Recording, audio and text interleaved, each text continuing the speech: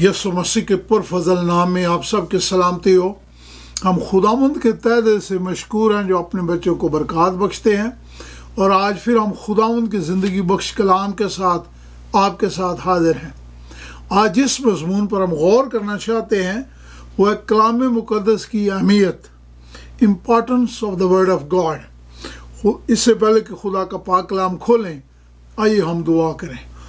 आसमान और ज़मीन के खालिक और मालिक, हमें प्यार करने वाले ज़िंदा आसमानी बाप, खुदावंद तेरे रूह का मसा मांग लेते हैं। जैसे खुदावंद आज तेरे पाक कलाम को हम खोलते हैं और चाहते हैं खुदावंद तो इसके वसीला से हमें बड़ी बरकत दे, तेरे पाक और मुक़द्दस नाम से मांग लेते हैं, आमीन।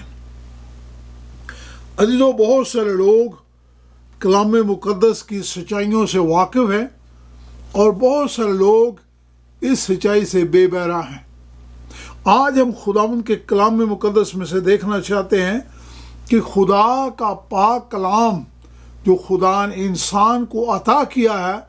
किस तरह इंसान तक पहुंचा और उसकी अहमियत क्या है। जब हम खुदावंद की ज़िंदगी बख्श कलाम में दूसरा तीमुथियुस और उसका 3 बाब और उसकी 16 आयत देखते हैं तो कलाम मुक़द्दस में यूं तहरीर है, लिखा है, हर एक सहीफ़ा जो खुदा के अल्हाम से दिया गया है, ये इंसान को तालीम देने के लिए, इंसान के अंदर गुनाह की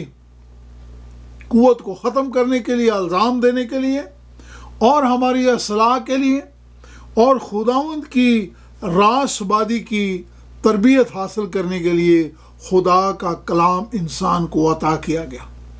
ताकि इंसान मर्द खुदा जो है वो कामिल बने और खुदा की मर्ज़ी को पहचान सके और खुदा के साथ चल सके। इसी तरह दूसरा पत्रस और उसका 1 बाब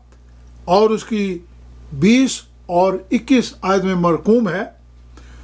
लिखा है, कलाम मुक़द्दस की किसी नबूवत की बात की तवील किसी के ज़ाती इख्तियार पर मौकूफ़ नहीं, बल्कि नबियों के मुतल्लिक़ लिखा है, वो खुदा की मर्ज़ी के मुताबिक आदमियों की ख्वाहिश से नहीं, ना आदमी की रूह के वसीला से, बल्कि खुदा की तरफ से बोलते और उसको तहरीर करते थे। ये खुदा के कलाम में खुदा ने इस बात को वाज़े करते हुए बताया है कि खुदा का ये पाक कलाम इंसान की तरफ से नहीं दिया गया, ना इंसान की मर्ज़ी से दिया गया, ना नबियों ने अपनी मर्ज़ी से इसको लिखा और इसको उन्होंने तहरीर किया, बल्कि लिखा खुदा की तहरीक से, रूह कुद्दस की तहरीक से उन्होंने कलाम मुक़द्दस को लिखा। कलाम मुक़द्दस का ये मजमुआ जो 66 किताबों पर मुश्तमिल है, और कलाम मुक़द्दस जो है 1600 सालों में लिखा गया है। कलाम मुक़द्दस के हकीकत ये है कि ये 13 ममालिक में 3 बर्रे-ए-आज़मों में लिखा गया और 3 ज़ुबानों में इसको इब्तिदा में तहरीर किया गया, अब्रानी में, यूनानी में और इरामी में। और ये जो कलाम मुक़द्दस 1600 सालों में लिखा गया, जो 40 नबियों ने इसको तहरीर किया, जिनको जो फ़र्क शोबों से तल्लुक़ रखते थे, जो उनकी बैकग्राउंड फ़र्क थी, लेकिन कलाम मुक़द्दस के मुताबिक लिखा है कि इन लोगों ने जब खुदा की रूह कुद्दस की तहरीक से इसको तहरीर किया तो इसका मतन और इसका मज़मून जो है इतने 100 सालों के, इतने फ़र्क ममालिक में, फ़र्क वक्त में लिखा गया, लेकिन इसका मतन जो था वो अपनी जगह कायम रहा। इसलिए कि दीजो, कलाम मुक़द्दस का अता करने वाला कोई इंसान नहीं है, बल्कि कलाम मुक़द्दस खुदा ने दिया और खुदा की तरफ से इसे तहरीर किया गया, जो रूह कुद्दस की तहरीक से इसको लिखा गया। कलाम मुक़द्दस ला तब्दील खुदा का ज़िंदगी बख्श कलाम है, जो किसी इंसान की तरफ से नहीं बल्कि खुदा की तरफ से रूह कुद्दस की तहरीक से इसको, जैसे मैंने बताया, कि लिखा गया और तहरीर किया गया। اور بے شک یہ انسانی زبان میں دیا گیا، لیکن خداوند کی برکت اور اس کی بخشش کے ساتھ اس کو تحریر کیا گیا۔ کلام مقدس کی 300 پیشن گوئیاں جو پرانے عہد نامے میں مسیح خداوند کے اس دنیا میں آنے سے پہلے کلام مقدس میں تحریر کی گئیں، اور کلام مقدس میں جو کچھ تحریر کیا گیا اس میں کسی طرح کی کوئی کانٹرڈکشن نہ پائی گئی۔ اور یہاں پر یہ لکھا ہے کہ کلام مقدس جو ہے وہ روحانی طور پر،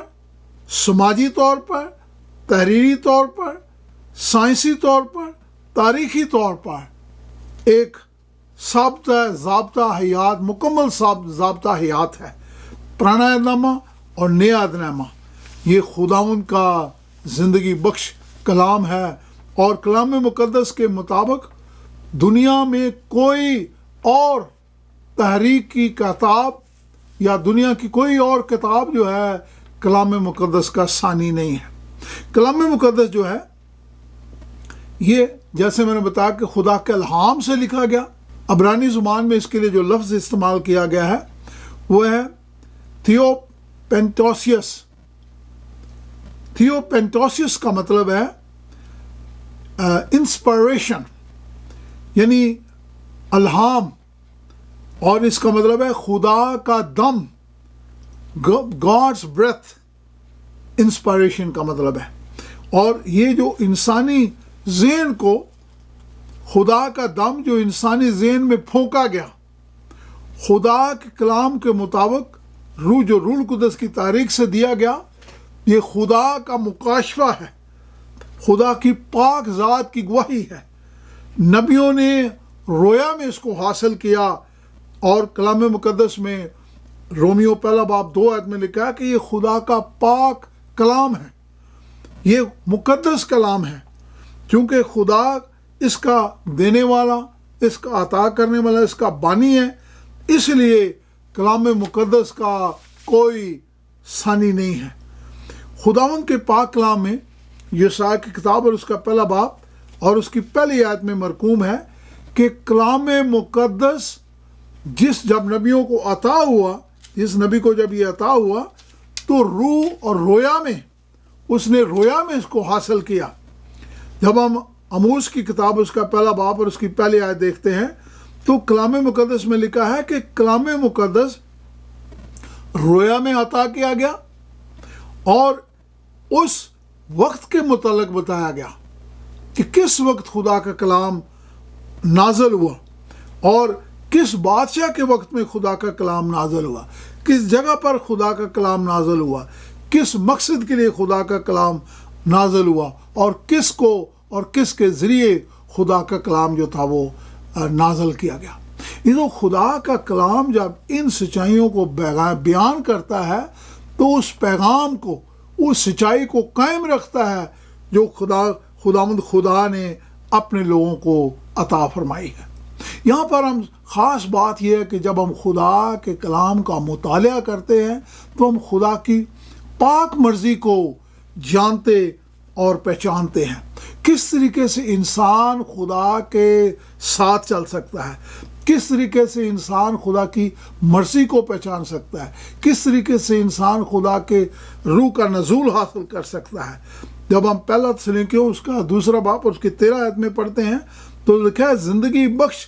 خدا کا یہ کلام جو قدرت والا ہے، انسانی زندگیوں کو تبدیل اور ان کو بدلنے کی قدرت رکھتا ہے۔ جو خدا کا کلام جو خدا کی طرف سے انسان کو دیا گیا تاکہ انسان خدا کے ساتھ چل سکے اور اس کی برکات کو حاصل کر سکے، اور سچائی کا یہ منبع انسانی زندگیوں کو بدلنے کی قدرت رکھتا ہے۔ جب ہم خدا کے کلام کا مطالعہ کرتے ہیں، بغور اس کو پڑھتے ہیں، یہ نہیں کہ ایک حصہ پڑھ لیا اور جلدی سے کو 2-4 آیتیں پڑھ لیں یا ایک حصے کو جان لیا اور دعا کی اور چل دیے، نہیں۔ جب ہم خدا کے کلام کا مطالعہ کرتے ہیں تو خدا چاہتے ہیں کہ اس کو ہم ایک کتاب کو، ایک باب کو، دوسرے باب کو، تیسرے باب کو پورے طور پر ایک کتاب کو پڑھیں، یا اگر ایک باب کو پڑھ رہے ہیں تو اس کی چند آیات کو نہیں بلکہ پورے باب کو پڑھیں. شاید ہمیں پوری کتاب کا مطالعہ کرنا پڑے, شاید ہمیں پیدائش سے لے کے مکاشفہ کو اس کو پڑھنا ہے. کیونکہ خدا کے کلام کو اگر ہم پورے طور پر سمجھنا چاہتے ہیں, جاننا چاہتے ہیں, پہچاننا چاہتے ہیں, اس کی روشنی کو حاصل کرنا چاہتے ہیں, تو ہمیں مکمل طور پر خدا کے کلام کا مطالعہ کرنا ہے اور اس کا بیٹھ کر مسلسل طریقے سے اس کا مطالعہ کرنا ہے. جس طرح ہم دوسری کتابوں کو پڑھتے ہیں, ہم اس طرح سے خدا کے کلام کو ایسے نہیں پڑھ سکتے, بلکہ خدا کی باتوں کو, اس کے پیغام کو ہمیں جاننے اور سمجھنے کی ضرورت ہے. اور جب ہم بغور خدا کے کلام کا مطالعہ کرتے ہیں اور بار بار اس کو پڑھتے ہیں, تو اس میں سے خدا ہمیں حقیقی اور سچائیوں سے خدا واقف کرتے ہیں, تاکہ ہم جانیں کہ خدا کے کلام کی روشنی اور اس کا پیغام کیا ہے. یہ جو خدا یسوع مسیح جب اس دنیا میں تھے, تو بہت سارے لوگ جب خداوند یسوع مسیح کی باتوں کو سنتے تھے تو ان کو سمجھ نہیں سکتے تھے, اور کئی لوگوں نے مسیح خداوند سے بہت سارے سوالات بھی کیے کہ یہ باتیں ہماری سمجھ سے باہر ہیں. خداوند یسوع مسیح نے بتایا کہ تمہاری سمجھ میں یہ باتیں اس لیے نہیں آتی کیونکہ تمہارا ذہن تاریک ہے, تمہاری سوچ تاریک ہے. یہ جو آج بھی جب ہم خدا کے کلام کو دیکھتے ہیں تو خدا کا کلام ہمارے ذہنوں کو روشن کرتا ہے. ایک تجربہ واقعہ بتایا جاتا ہے کہ تھائی لینڈ میں کچھ نوجوان جو تھے وہ ایک دفعہ ایک غار میں چلے گئے کچھ سال پہلے. جب وہ غار میں گئے تو غار کے اندر اندھیرا تھا, اور اچانک سے اس غار کے دروازے کے جہاں سے وہ داخل ہوئے تھے, داخلی جگہ جو تھی, وہاں پر فلڈ آ گیا, اور اس کی وجہ سے یہ نوجوان اس غار سے باہر نہ آ سکے, اور کئی روز تک, تقریباً 2 ہفتے تک اس غار کے اندر یہ لوگ جو تھے وہ اٹک گئے اور وہیں پہ رکے رہے. لیکن اس دوران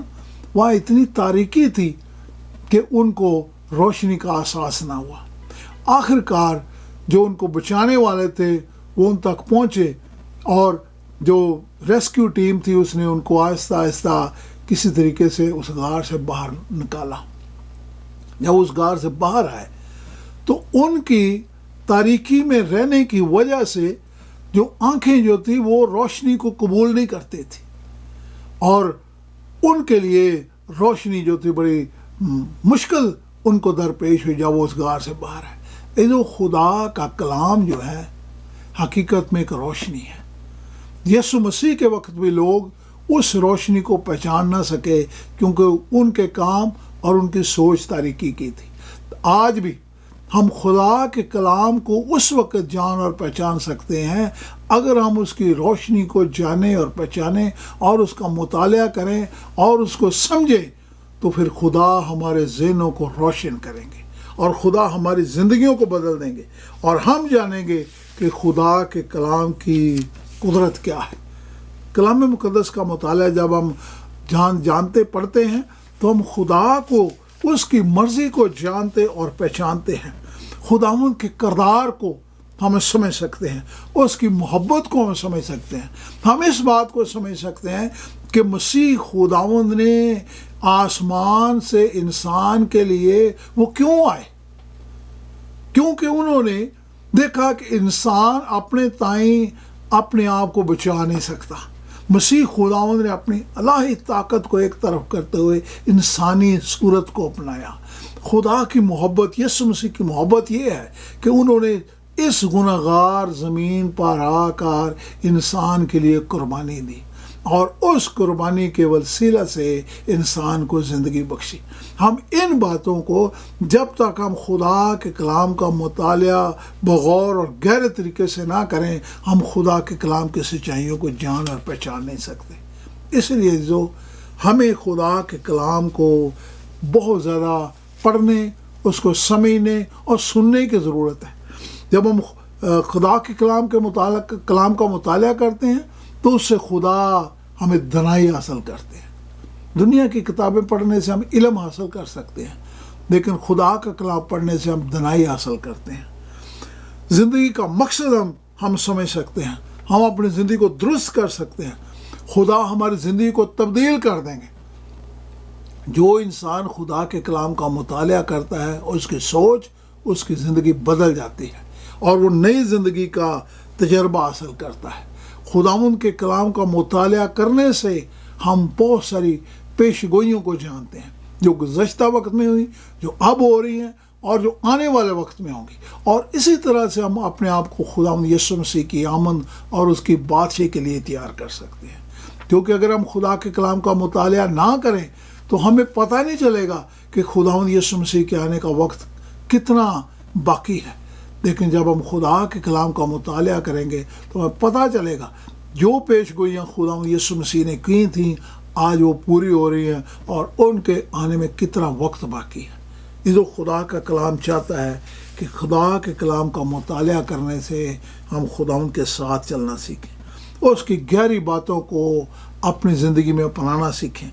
خداوند یسوع مسیح کی قربانی کو، اس کی محبت کو، اس کی قدرت کو، اس کی رفاقت کو،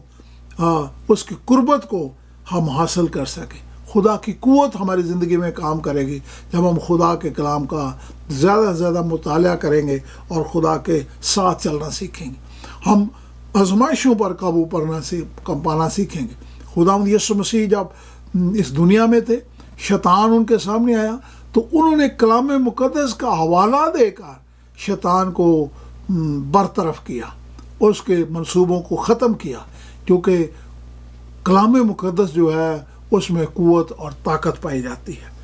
اس طرح ہم کلام مقدس کا مطالعہ کرنے سے گناہ پر غلبہ حاصل کر سکتے ہیں. خدا ہماری دعاؤں کا جواب عطا کرتے ہیں. کئی دفعہ ہمارے ذہن میں سوال پیدا ہوتے ہیں کہ ہم نے بیماری میں، دکھ میں، پریشانی میں، اذیت میں دعا کی لیکن ہماری دعا سنی نہ گئی. لیکن جب ہم خدا کے کلام کا مطالعہ کرتے ہیں تو خدا ہمارے ذہنوں کو روشن کرتے ہیں.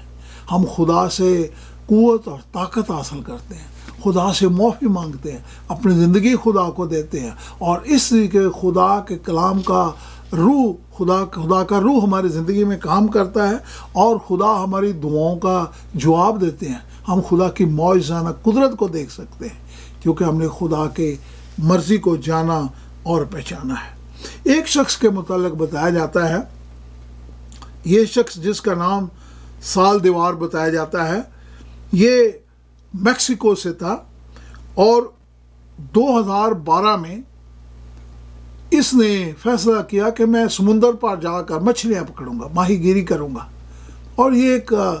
فوجی تھا. جب یہ سمندر پر گیا تو 2 دن کے بعد اس سمندر کے اندر طوفان آ گیا اور اس طوفان کی وجہ سے وہ سمندر کی گہرائی میں چلا گیا. وہ تقریباً 50 میل کنارے سے دور تھا، لیکن جب طوفان آیا تو طوفان اس کو بہت دور لے گیا.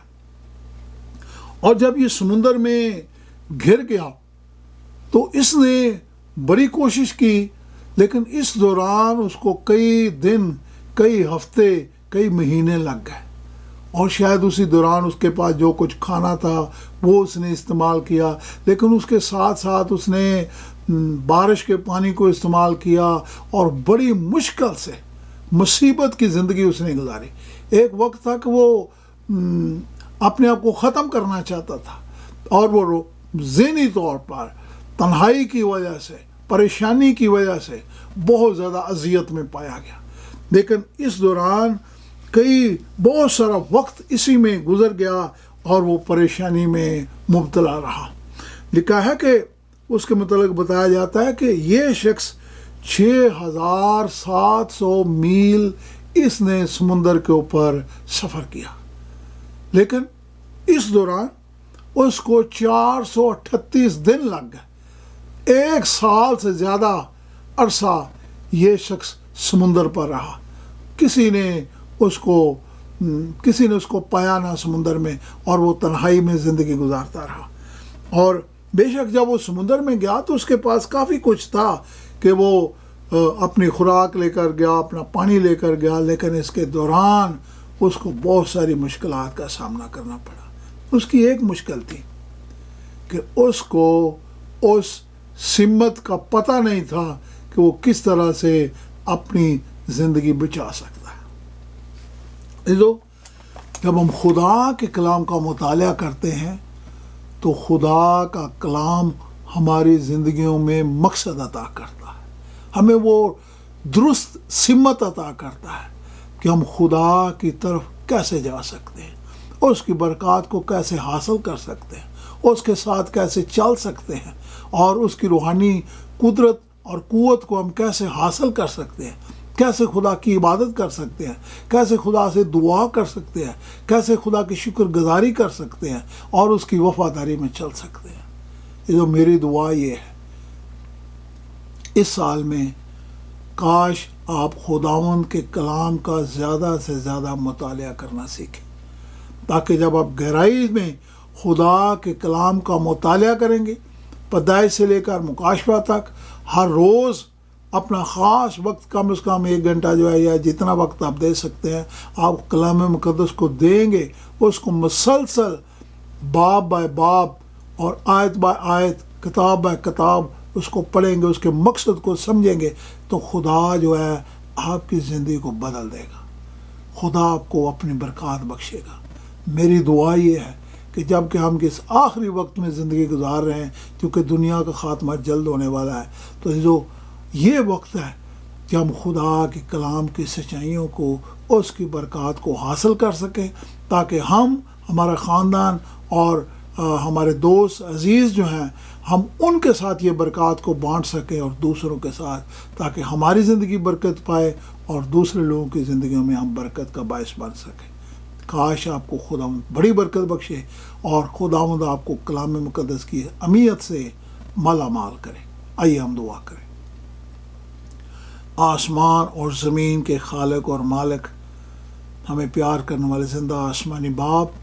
خداوند تو ہماری مدد، ہماری رہنمائی کر، تاکہ خداوند اس آخری دور میں